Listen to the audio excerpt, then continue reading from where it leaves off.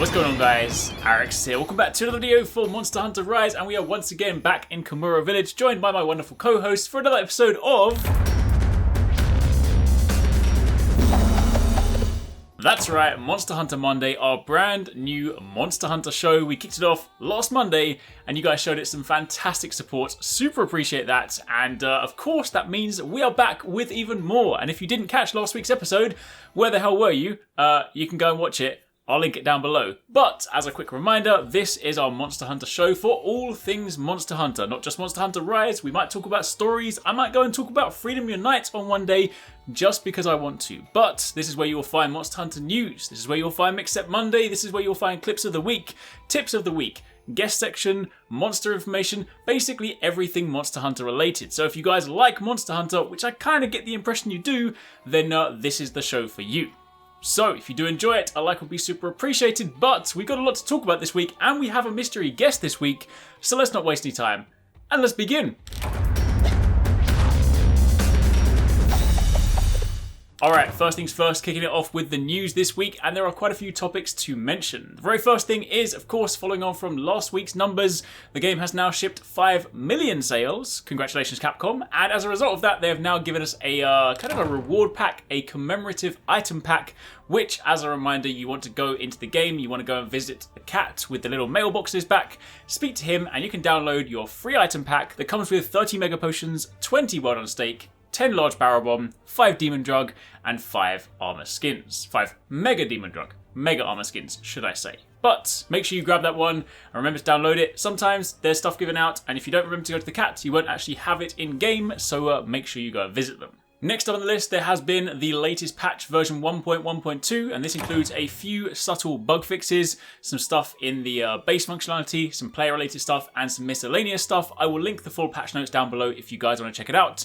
But a few things just to quickly mention. There was, of course, a bug that was causing menu options to be inaccessible when you entered the Gathering Hall. That has now been fixed. There was, most importantly, a bug that was causing save data to be corrupt when you tried to continue the game from the title menu after having the DLC attack pose and the hurt pose set equipped to your action bar and the radio menu. That has now been fixed, and more importantly, if you were subjected to that, your save file should now be able to resume, so you won't actually have to have deleted it. I appreciate it's taken a little while to fix, so by now you might have already started a new save file, but that should now all be working. There was also a bug causing controls to become unresponsive following the upwind or the updraft in the lava caverns. That's been fixed. And there was also a bug pertaining to switching your switch skills.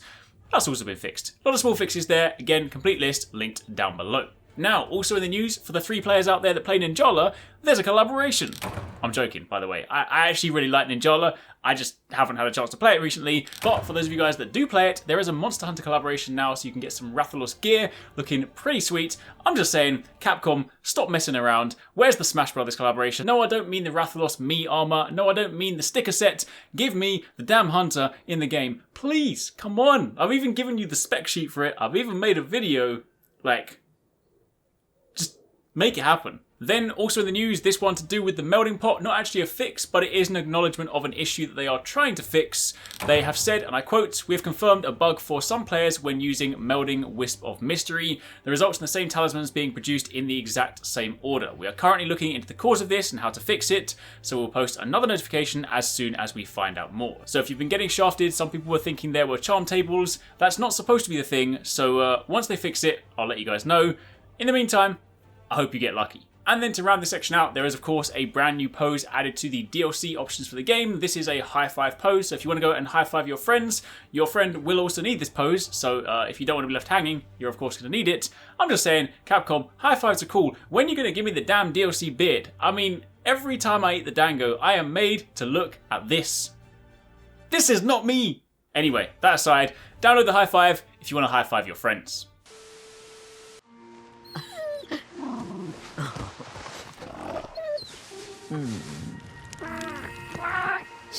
Looks like we've been caught in the act, Minato. So go get ready. Can't keep him waiting.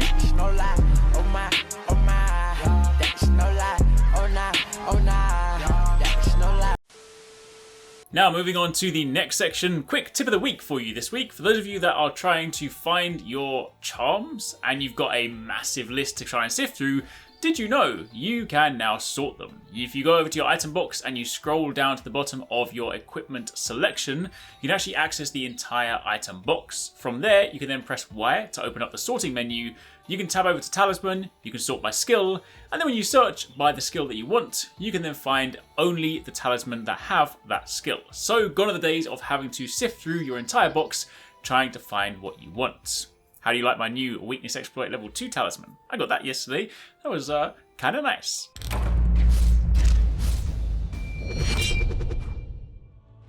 Alright, my favourite part of the week. We're back in the kitchen because you guys have been cooking up some really spicy clips this week. Comedy, great gameplay. I just love to see it. Don't forget, if you guys want to submit your own clips, make sure you join the Arekkz Gaming Discord. The link is down below. You then go to the Monster Hunter channels and you submit your clip in that channel. That is the way that we can see them. If you guys want to be into the episodes, if you email them to us, if you send them to me on Twitter, there's a good chance I will miss them or they'll just end up in spam. So please use the Discord because that is where the whole team check it out. We all get to see it and those are the ones that make it into the episodes. Anyway, let's begin.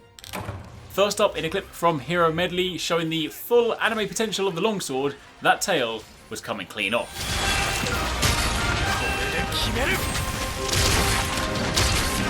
Next up, in a series of unfortunate events by Earbuds, you know what?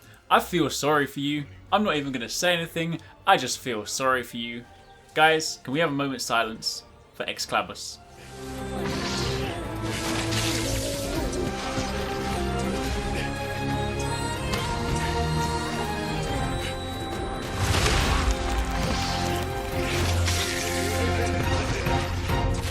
Next up, clip from a name that I definitely can't pronounce, but I'm going to say Leoj. This showing the full potential of the Blast Dash. This should become a new sport. Blast Dash into a Volvodon slap.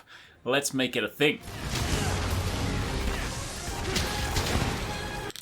In a clip from Taiki showing that even when you are just going to the volcano to try and get Zenny and try and farm those minerals, you should always watch your back.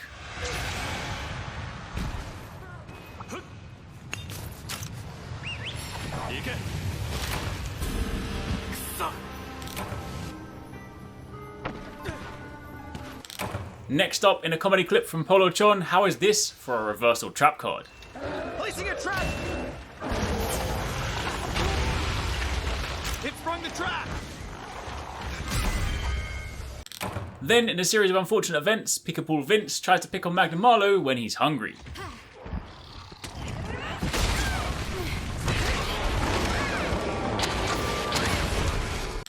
Blazek then goes to show the power of the Sword and Shield, showing that it is a mighty weapon with a very stylish Metsushori Geki into a Rajang shutdown.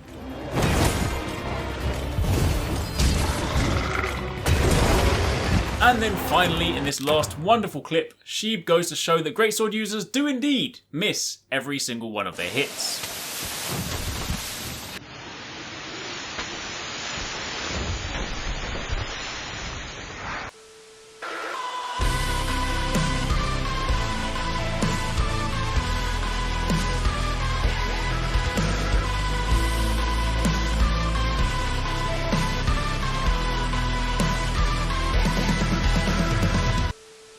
Next up, we have a new segment for this week, and that is the Mystery Guest. This is the part of the show where we bring somebody on from the Monster Hunter community and we ask them a few quick questions about Monster Hunter Rise or Monster Hunter in general, things they're enjoying, give them an opportunity to share some of their own knowledge, and also spotlight videos or other things they've been working on. It doesn't just have to be videos, it might be a stream, it might be art, it might be cosplay, we'll have to wait and see. But for the time being, this week's guest, a very special guest, somebody who also knows the power of the Sword and Shield, but is also a master of the GUNLANCE, somebody who produces both guides and fantastic quality long-form content, and is also one half of the Third Fleet podcast. I am, of course, talking about and ready to summon RURIKHAN. Question number 1. What is your current favourite weapon that you're enjoying the most in Monster Hunter Rise, and why? It is most definitely the GUNLANCE, and the why is because, in my opinion, this is the best iteration that we've had of the weapon, because there's actual differences between, say, long shelling and wide shelling, because wide shelling has the, stun lance component to it, And long shelling actually just feels so incredible because it's got the more powerful Wyvern Fire, and then normal shelling has the slightly more powerful full burst combo. So there's distinct differences to each of the playstyles, which there have been in the past, but then there's just that one thing that makes this the best weapon of all, which is Blast Dash. I mean, the new Blast Dash is quite simply one of the best things ever. The first moment that I unlocked Blast Dash, I was like, okay, so let's go to the training area, check this out. And I'm like, okay, it's cool. It's more accurate than the one that we had in Generations Ultimate. It's much better. And then suddenly I realized, wait. I can chain this 3 times in a row, and I can angle it in different ways. And I'm just like jumping in the training area all over the place, like, ooh, going forward, going sideways, going to the other side. It was insane. So GUNLANCE has always been my main weapon, and Rise is just the best iteration of it. So yeah, I'm just sticking with the GUNLANCE. If there's one thing that annoys me, is the fact that there's only 3 GUNLANCEs with max shelling, 1 for each type. That's the one thing that I'm like, Capcom, why? It's always the same thing. All right, in that case, question number 2, moving on from there, is who or which of the new monsters do you enjoy fighting the most? Well, I mean, we don't want to get into spoilers, obviously, but then again, yes. The monsters that I enjoy the most would not be the ones that spoil. I think one of my favorite monsters that they've introduced is the Tronodon. He's a big old chunky boy, and I just like the way that he fights, and he eats gravel, and he becomes big, and he goes like all wrestler. And when you mount him, you can basically butt stomp on other monsters repeatedly, and it's so satisfying. And then there's also the turf war that he does with Lagombi, which is like, they've even shown this in the trailer, where they're just like duking it out, and suddenly he figures out that he can't like outsmart the Lagombi, so he just picks him up and he tries to eat him. It's like, It's hilarious. He's friggin' hilarious. I love that monster, and fighting him is also a lot of fun. So yeah, because you get to deflate his belly if you play your cards right, and he just like falls over all wonky and stuff. Definitely reminds me of the Zamtrio stage. So yeah, that's a good pick. That's a good pick. And then finally, last question is, in Komura Village, what is your favorite subtle little detail? What stands out to you the most? My favorite subtle detail of Komura Village was Fukushigi the Informant. It's the one that's hiding behind your room in the painting. Oh, sorry, yes, yeah, he's fantastic. I love him because like every time that you do an urgent quest in the village, you go there and he tells you a little bit more and gives you a little bit of details, like when he goes and he says, yeah, I'm gonna tell you a secret about Minoto. She sucks at drawing. It's so cool to just go back there after every urgent quest. I think it's funny because I completely forgot who that was. I spoke to him early on, and I never really went back and spoke to him much, so I feel like I missed out on loads of his tales. I'm gonna have to go in. But the thing is, if you go back now, he'll just tell you all of them in sequence, so you get to know all of the secrets in sequence. So that's also good. But yeah, Fukushigi was one of those details that I thought was amazing because there's so much to discover in Komura. Like you got the little Kahoot nest, you got all those little details and animations that are happening. Like for instance, some people might not even notice, but whenever you get to the tea shop, you got the 2 cats that are hammering the mochi, I think is the name of it. They're both like hammering it down. There's an animation where they both just start hammering super fast and the thing even starts steaming. Like those little details are things that I really dig. They are fantastic. I do really like them, yeah. So, to round it all out, obviously for those of you guys, I'm hoping, but obviously if you're on the channel, you will definitely know who RURIKHAN is. But if you haven't seen his GUNLANCE guide, he put together a fantastic, like, the compendium to GUNLANCE. If you want to know about GUNLANCE, long, normal, wide, blast dash, whatever it is, this is the guide to check out. I will link it down below. It is in the description. You definitely need to check it out. Is there anything you want to kind of like tell people about that guide quickly as a like top level, as a GUNLANCE master yourself? I mean, basically that guide is long and it covers pretty much every single move of the GUNLANCE. One of the things that I'm doing with pretty much every guide that I do is I cover all of the moves. I don't like skip over stuff because, oh, this is like it was in World. So even if you're starting in Rise, that stuff covers everything that you need to know about the GUNLANCE. So there you have it. If you want to learn GUNLANCE, you want to check it out, which you definitely should. It's a very cool weapon. Then check that out. Link down below. Thank you for joining me. And now it's back to Komura Village. Who's that monster? We'll reveal the answers at the end of the episode.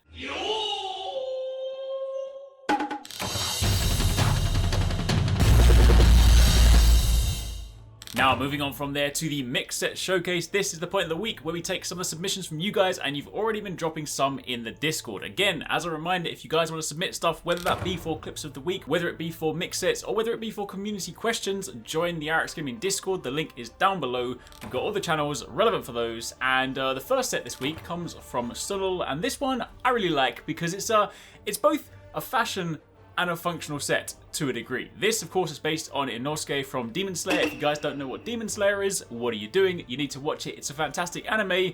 But if you know Inosuke, you will know that he is the crazy, over-the-top guy with a boar head, or at least a mask. Spoilers, sorry. Anyway, and he's got the dual blades. So Sunil tried to make a set that was not only visually like the character, as close as we can possibly get. There's no buff body in this game, so you can't completely have the sort of topless look.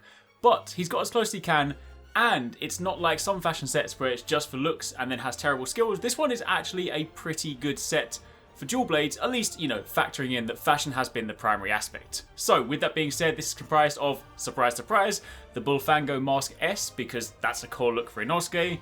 You then have the Tomodachi Male S, but keep in mind for this one, you want to turn the equipment display off. On top of that, you also have the Kimura Braces S, again, with equipment display turned off. You then have the Tomodachi Coil S to resemble the sort of long fur waist that Inosuke has, and he's dyed it brown. Unfortunately, you know, you can't dye the whole thing, but it's the closest you can get. And for the legs, it is of course the golden Hakama, dyed as dark blue. And for the weapon, it is the Rowaga, which is the Aelocanth tree, and this is the closest to the jagged edge that you could, of course, get, again, matching the character. Now, those are all the pieces assembled. You've definitely got a pretty close look, I'll give you that. Like, I like the inventive side of it. The fact you can turn off some of the equipment display is super handy. However, on top of that, Sunil did want to make sure that he made the set functional, and in a way that kind of respects and resembles the way that the character would be. So, that being said, there's level 3 Mind's Eye on this to basically support Bludgeoner. There's level 3 Bludgeoner, which of course is a core skill from the Bullfango tree. There's level 7 Critical Eye. You have Dragon Attack level 5, just basically to amplify the element of the weapon. And you have Crit Boost level 2 for some extra damage. Plus, the gear does also have Latent Power and HyperX, which are extra skills, but I do like this, and I like this attention to detail. Sunil's basically said the other reason they're there is they kind of lean into the lore of that typical sort of shonen character. So that's really cool. As for the kind of decorations for this one, you'll need 5 Dragon Attack jewels, 2 Expert jewels, and then you have 2 remaining free level 1 deco slots, so you could add in some support skills if you want, or things like flinch free, stun resistance, but that's basically it. And on the talisman front, he has Critical Eye level 2, Bludgeoner level 1 with 1 small slot. So, there you have it. That is a look at the Inosuke set. That is both fashion and function to a degree. Is it the best dual blade set in the game? No. But factoring in the primary driver here was that it was to look like Inosuke and also be functional, I like it. And then to round it out, 2 very quick honorable mentions. The first one comes from Buru, which is a Swax KO Master set. Doesn't have all the detail on the decorations in this one, so I'm going to kind of go through this one quickly. But as you can see, this is comprised of the Almudron Helm S, Male S, the Anjanath Van Braces S, the Rathalos Coil S, and the Almudron Greaves S, with of course the talisman you see here. And then when you fill in the slots and gem it together, you get the following skills. You get max attack boost, you get max razor sharp, max slugger, max stamina thief, max part breaker, max speed sharpening, max rapid morph, 2 points in evade extender, a point in power prolonger, a point in windproof, and a point in flinch free. Again, just as a quick reminder, if you guys are sharing your sets, don't forget to try and give us details on the decorations that you put in place. You can, generally speaking, put the pieces in and kind of work backwards. It just makes it easier. List out your decorations, list out your charms, list out all that stuff. It's just easier to replicate, but as you can see, it's a decent set of skills. And switch axe, obviously, there is some nice synergy there. If you do happen to have an exhaust type switch axe, you can get those KOs on the head. So honestly, I really like this playstyle of just kind of going in, attacking, but also just like stamina thief, KO, blitz it down. Of course, get those KOs, get those openings. It's a lot of fun. And then to round it all out, shout out to Demiurge for this fancy fashion comedy mix set. This, my friend, is a work of art.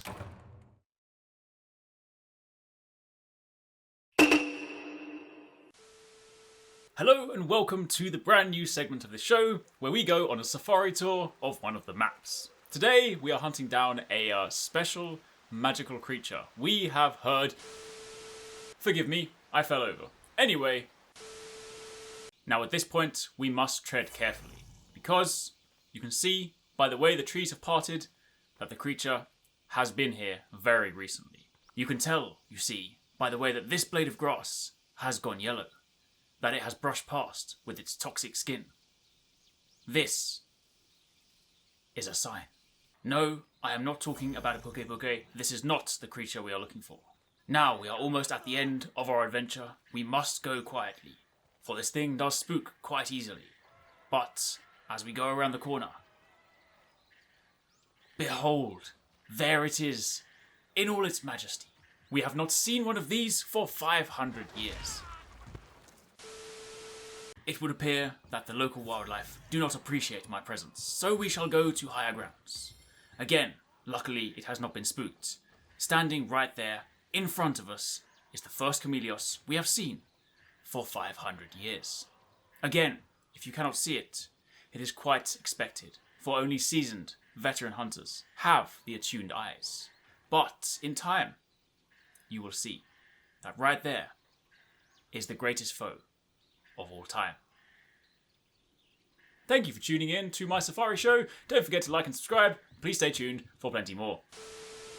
Now, as we come to the end of another episode of Monster Hunter Monday, we must first ask the important question. Did you guess? Who's that? Monster! If you guessed Tetranodon, you're wrong. The answer is Kezu. But again, try again next week if you didn't get it right. Only seasoned veteran hunters would have been able to guess such a tricky question. Anyway, that's it for the time being. I hope you guys enjoyed the show. It's been fantastic once again to be able to share all this with you guys. Don't forget, join the Discord, get involved in the community, get involved in the submissions. Make sure you are getting involved in every aspect of this show.